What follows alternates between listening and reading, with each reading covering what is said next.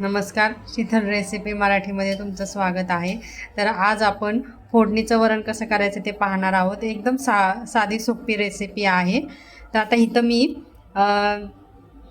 तूर डाळ आणि मूग डाळ घेतलेली आहे. त्याचं आपल्याला वरण तयार करून घेतलेलं आहे, शिजून घेतलेलं आहे. आणि इथं कढई गरम करायला ठेवली, त्याच्यामध्ये आपल्याला तूप घालायचं आहे. तेल काय घाला, तुपाने छान होतं. तुपाने छान होते वरण.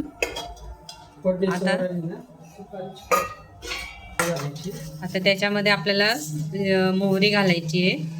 मोहरी तडतडली की मग जिरं घाल. हां, मोहरी छान तडतडली की आपण जिरं घालूया.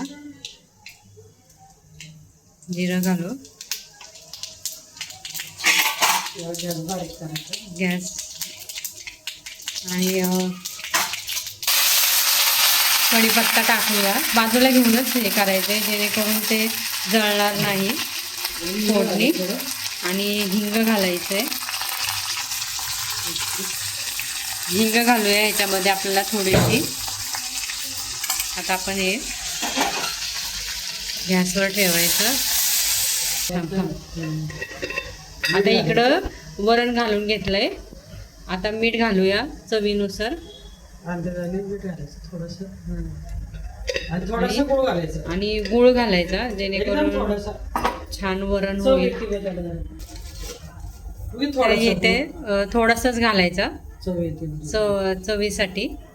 आणि छान मिक्स करून घ्यायचे आणि छान उकळी आणून द्यायची आहे.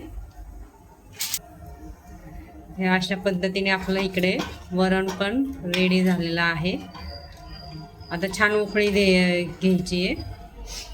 साधी सोपी पद्धत आहे, काही झंझट नाही, काही नाही. तुम्हाला हवे असेल तर तुम्ही टमॅटो सुद्धा घालू शकता.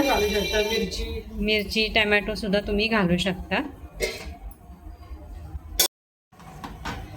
आता इथं पाहू शकताय वरणाला पण आता छान उकळी यायला लागलेली आहे. मस्त दिसतंय. वासही खूप छान येतोय. तुपाची फोडणीने खूपच छान वास येतोय वरणाला. कोथिंबीर पण घालू शकता तुम्ही. कोथिंबीर घालायची आहे. अशा पद्धतीने आपलं वरण रेडी झालेलं आहे.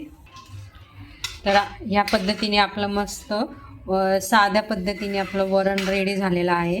खूप छान वास येतो आहे. तर रेसिपी आवडल्या असल्यास नक्कीच लाईक करा. लाईक करायला नक्कीच विसरू नका. सबस्क्राईब केलं नसेल तर नक्की सबस्क्राईब करा. धन्यवाद.